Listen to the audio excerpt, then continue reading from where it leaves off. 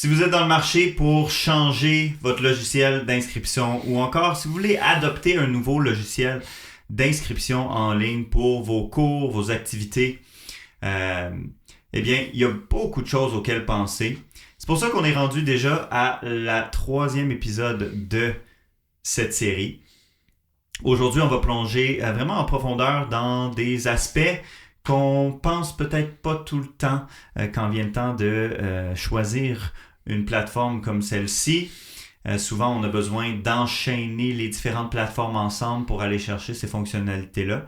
Alors là, on va vous montrer comment tout ça peut être intégré, harmonisé à l'intérieur d'un même système. Restez à l'affût.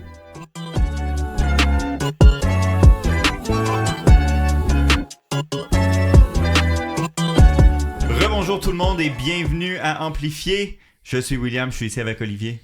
Salut Will. Ça va? Yes. All right. Alors, on va continuer directement notre série. Sortez tout ce que vous prenez pour prendre vos notes et on va y aller directement. Alors, on saute dans formulaire d'acceptation des risques et signatures électroniques. Donc, on est une organisation de sport. Il y a des risques associés au sport. Souvent, on a besoin de faire signer des contrats, des acceptations de risques. Et puis, on veut être certain que tout ça est bien intégré dans notre plateforme. Et non seulement ça, mais quand quelqu'un remplit ou signe une acceptation de risque, que cette personne-là reçoive une copie de cette signature-là. Comme ça, on est sûr qu'au côté légal, on est couvert sous tous les angles aussi.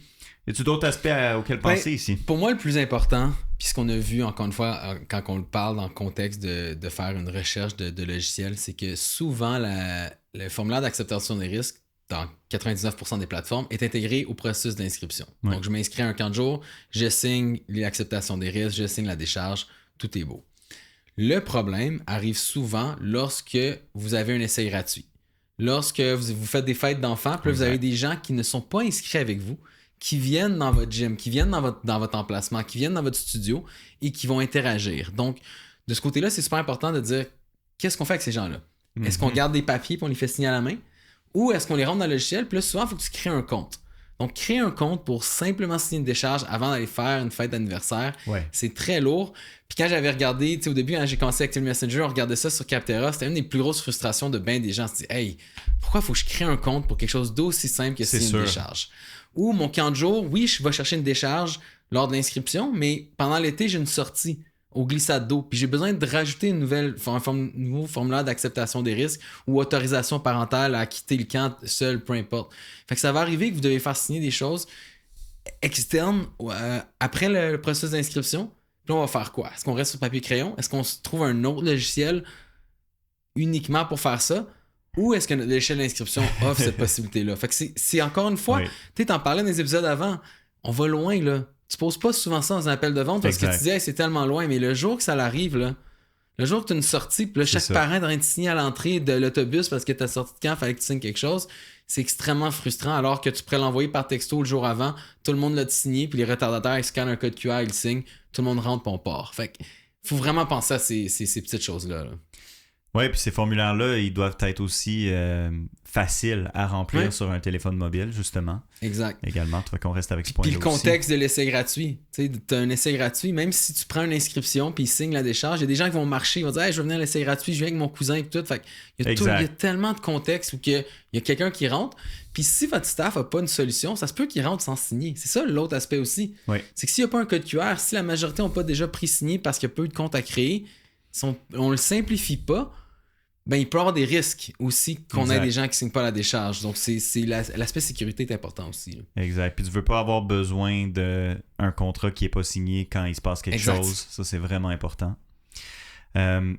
Parfait. OK, le prochain point, c'est un point excitant. C'est un point vraiment le fun. Il y a beaucoup de centres qui font du sport, gymnastique, danse, etc. où il y a un spectacle de fin d'année. Ouais. Puis ça se peut que ce spectacle de fin d'année, il y a une billetterie.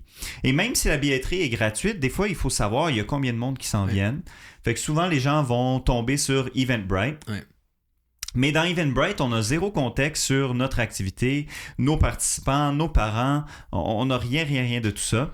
Donc, quel avantage d'avoir la possibilité d'offrir une billetterie à l'intérieur de notre plateforme. Puis, le bon point, tu dis souvent pour beaucoup de nos clients, c'est 1 fois par année, 2 fois par année. Ouais, encore une fois, c'est pas une question qu'on pose souvent pour dire on peut le faire avec une autre plateforme. Exact. Il peut y avoir beaucoup d'avantages à le faire avec avec la plateforme. Premièrement, souvent les plateformes d'inscription en ligne ont des taux beaucoup moins dispendieux, le frais de carte de crédit, que l'événementiel. Eventbrite, c'est des pourcentages faramineux. Fait qu'il y a une question de sauver de l'argent. Puis l'autre aspect, c'est OK, je vais être capable de l'adapter à mes besoins. C'est tout dans la même plateforme, pas besoin d'apprendre une autre plateforme. Encore une fois, on veut s'assurer qu'on n'ait pas à créer un compte. T'sais, si grand-maman veut acheter un billet pour le spectacle ou la compétition de gymnastique de sa petite fille, puis il faut qu'elle aille se créer un compte au complet. Non, on veut juste qu'on puisse pouvoir le mettre facilement, qu'on puisse acheter plusieurs billets. Donc, une inscription, souvent, tu t'inscris juste tes enfants, mais là, tu pourrais acheter des 6 billets pour ta famille. Donc, ça, c'est important. Que ça crée un billet qu'on peut scanner. Donc, on peut scanner à l'entrée. À l'entrée, hyper important. Fait que toute cette gestion-là, qu'elle se fasse très facilement. Puis des idées vraiment intéressantes que j'ai eues, c'est est-ce que tu es capable de vendre des articles? J'ai un club de gymnastique. Je trouvais ça tellement ingénieux comme idée. Ils vendent des billets pour leur compétition de fin d'année. Puis là, tu peux aussi acheter des fleurs. OK? Fait qu'au lieu d'acheter un nombre qui n'ont aucune idée de fleurs avant la compétition, ils vont en pré-vendre. Fait qu'ils vont aller chercher l'argent pour pouvoir acheter les fleurs et savoir beaucoup mieux combien en vendre. Ils vont pouvoir les distribuer aux gens qui les ont achetés puis en vendre, bien sûr, certaines sur place. Mais c'est juste toute cette combinaison-là. C'est un événement, c'est 1 fois dans l'année, mais il y a tellement de gestion qui va derrière un événement. C'est du 3-4 mois d'avance. Fait que pourquoi pas avoir un logiciel qui t'aide à le simplifier, là. Exactement. Puis si vous avez écouté notre dernier épisode, on a parlé de la gestion du staff. On peut gérer les bénévoles de notre événement aussi, si on a des bénévoles. Tout connecter ça ensemble, c'est merveilleux, c'est magnifique. La billetterie, en fait, dans notre plateforme, va nous créer une liste de présence. Donc, on va être capable de la gérer comme ça et de gérer les bénévoles. Parfait. Puis ça nous amène aussi, il y a un aspect physique à un événement, évidemment, comme tous les cours qu'on fait. Donc, on a parlé de scanner les billets à l'entrée. On peut aussi scanner les produits avec un point de vente qui est intégré à toute notre plateforme d'inscription, à toute notre plateforme de billetterie. Avoir un point de vente intégré, comment ça peut améliorer les choses? Oui, fait que pour nous, d'avoir le point de vente, c'est la capacité de... Souvent, on a beaucoup d'inscriptions en ligne, mais là, il va y avoir des gens qui vont venir en personne. Il va y avoir des gens qui vont vouloir acheter une bouteille d'eau, qui vont vouloir acheter un t-shirt à l'effigie du club. Pendant les événements, souvent on vend des chips, des liqueurs, des choses comme ça. On est capable de tout mettre dans une place où tu peux acheter ton billet, des cafés, acheter des fleurs, acheter des cafés, acheter ou même des choses comme ça. un petit casse-croûte de centre sportif. Un petit casse-croûte exactement, c'est un super bon point aussi. Souvent, c'est un autre logiciel pour ça. Puis là, encore une fois, la personne qui fait le casse-croûte, des fois, c'est pas toujours du temps permanent. Fait qu'il faut qu'il apprenne un autre logiciel. T'sais. Fait qu'on veut que tout le monde connaisse le même logiciel pour qu'un coach puisse, même entre ses cours, aller gérer le casse-croûte si jamais la personne est en break ou des choses comme ça. Fait que ça a beaucoup d'avantages. Puis on s'entend que les rapports financiers.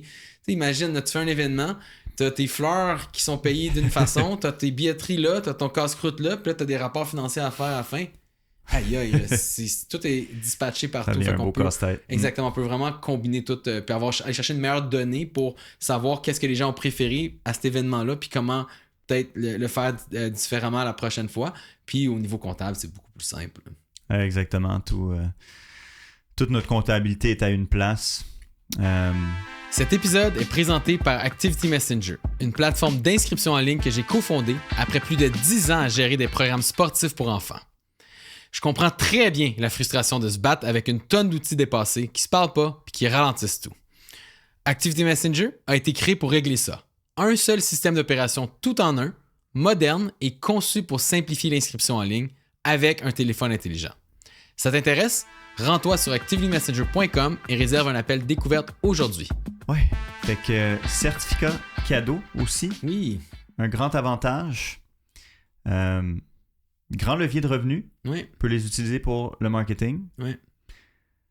Qu'est-ce que tu veux dire par rapport à ça? Ben, tu sais, les certificats cadeaux, c'est une chose, je me souviens avant, dans les années passées, quand j'utilisais des logiciels justement qui étaient un peu moins modernes, je me disais toujours, hey, j'aimerais tellement ça pouvoir vendre des certificats cadeaux. Je me le faisais demander, tu sais, des grands-parents qui voulaient acheter un certificat cadeau pour la session de soccer de leur enfant, pour garder leurs jeunes actifs. Tu sais, les enfants d'aujourd'hui ont tellement de jouets que des fois, d'aider un jeune parent à payer une activité sportive, c'est super intéressant, puis ça peut venir de la forme d'un certificat cadeau. Donc, d'avoir cette option-là, c'est super important. C'est une super belle façon d'aller chercher du revenu d'avance aussi. Parce que c'est payé avant même l'inscription. Tu commences tes inscriptions en janvier, ben, tu peux vendre des certificats cadeaux tout le mois de novembre, décembre. Fait que tu vas chercher de l'argent pour une session qui est même. Fait que cash flow, c'est vraiment super. Puis aussi de pouvoir acheter un certificat cadeau pour un ami que tu aimerais qu'il vienne avec toi dans un cours. Il y a plein de contextes où que la vente de certificats cadeaux est très intéressante. Souvent, encore une fois, il y a beaucoup de logiciels qui n'ont pas cette option-là où elle est un peu complexe ou que des fois les gens vont avoir une autre plateforme pour les certificats cadeaux, vont le faire à la main, mais faire ça à la main, tu peux pas en vendre autant que si tu pouvais sur ton site web.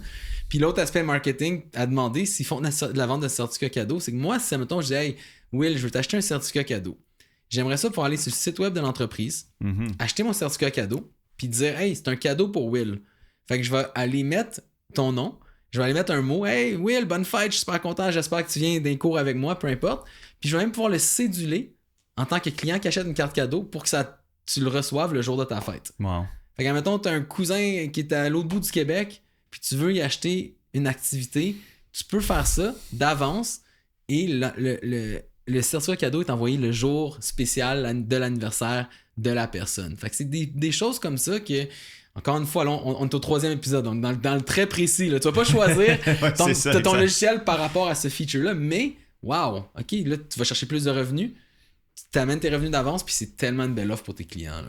100%. Puis c'est toujours dans le but aussi de vous donner des idées pour opérer aussi en même temps.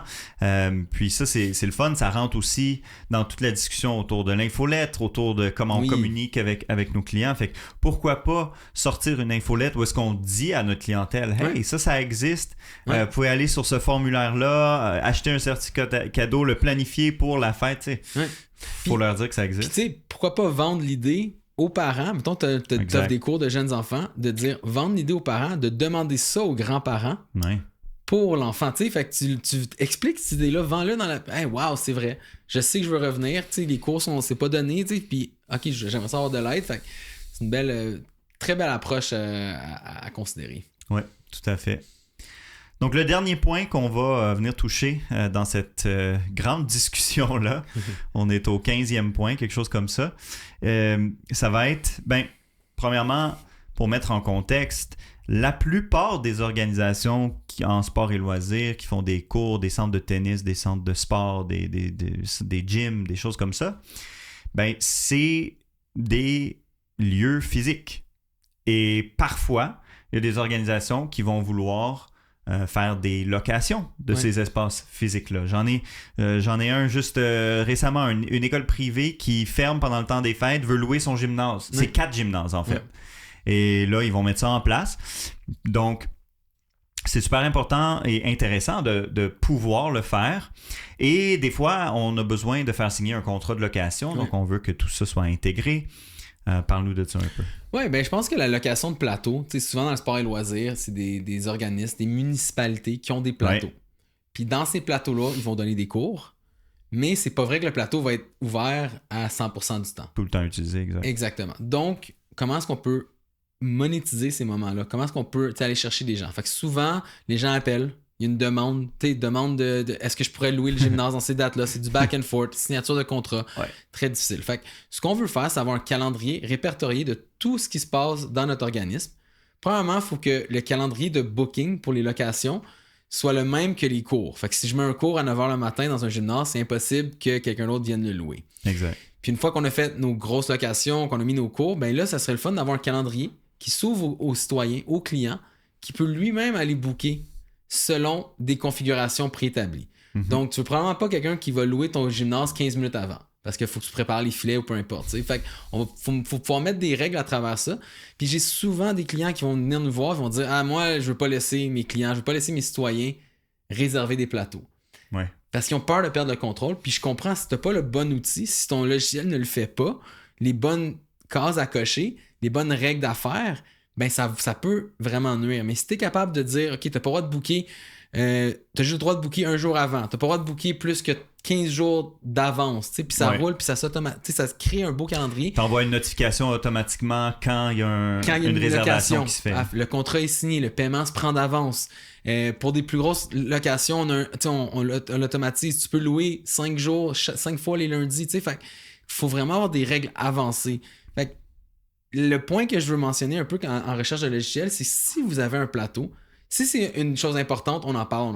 Mais si vous avez un petit studio de danse, puis vous avez juste 3-4 heures semaine que vous pourriez louer, vous n'allez pas y penser nécessairement à la location de plateau. Exact. Par contre, même avec 3-4 heures semaine à louer, si on est capable d'avoir un bon système qui fait que les parents sont au courant, que les gens commencent à le faire, hey, c'est des revenus, là. Ben oui. Le studio est là, l'électricité, le loyer, tout en train de se payer. Puis là, pouf, tu vas rajouter à chaque semaine un 100-200$ dans ta semaine. Puis ça amène même du monde à ton studio qui pourrait peut-être après s'inscrire dans tes cours. Je pense qu'il y a quelque chose à faire avec ça. T'sais. Fait que pour certains, c'est comme on a besoin de location de plateau, c'est la première question qu'ils me posent. Puis 100%. d'autres, ils oublient d'y penser. Là. Ah, exactement. L'immobilier, c'est de l'art, je veux dire. Ouais, 100%. Des lieux pour pratiquer. Puis de plus en plus, là, on entend des nouvelles, la ville de Montréal, comment ils commencent à avoir des manques de plateaux sportifs à cause de la croissance de la municipalité. Il manque de terrain de soccer, manque de terrain de tennis, manque de gymnase. Fait que si t'as dans ton organisation quelque chose à offrir, Ben oui. ben je pense que ça vaut la peine de mettre un système en place pour pouvoir l'offrir puis aller monétiser ces temps-là. Là. Pourquoi pas? Est-ce qu'on a oublié quelque chose? Est-ce qu'il faut rajouter quelque chose? On voulait parler des contrats en lien avec ces locations-là, donc la possibilité de... Ben c'est ça, fait que si tu fais ta location en ligne, puis après ça, c'est du back and forth, des PDF imprimés pour faire signer, exact. ça devient un peu too much. Fait que tu veux un logiciel qui dit, OK, maintenant j'ai une location qui rentre, soit pendant que la personne le fait en ligne elle-même, elle signe le contrat, ou si des fois tu as des organismes, des OBNL qui louent ton gymnase 5 heures semaine pendant 50 semaines, ils vont probablement pas passer en ligne. T'sais, ça va se faire à l'interne, manuellement, mais tu veux être capable de leur envoyer un contrat, faire le suivi, il est rendu où ce contrat-là, est-ce qu'il a été signé, que dès que la signature se fait, tu as la copie du contrat, eux autres ont la copie du contrat. T'sais, on est rendu ça, dans un temps moderne où la signature de contrat pour une location devrait se faire en ligne. Fait que si le logiciel n'a pas cet aspect-là, encore une fois, tu fais quelques locations, c'est pas la fin du monde, mais c'est des irritants qui s'accumulent avec plusieurs autres aspects de la plateforme. Ça. Puis c'était ça notre objectif, c'était de rentrer dans les détails, identifier le plus de ces petits détails-là. On est vraiment conscient que tous ces points ne vont pas parler ou s'appliquer à tout le monde qui écoute ça, mais on espère quand même que vous avez noté les bons points, que ça vous a fait penser peut-être à une ou deux choses au moins que vous n'auriez pas pensé autrement. Et puis, si nous, on a oublié quelque chose, laissez-nous savoir, communiquez avec nous, soit dans les commentaires ici, soit en nous écrivant. Tous les liens vont être dans la description du podcast. Alors, ça nous a fait le plaisir de partager ces épisodes-là avec vous. Et puis, on va être de retour la semaine prochaine avec un autre sujet. Alors, bye tout le monde. On se voit bientôt. Salut Ali. Salut Will. Bye.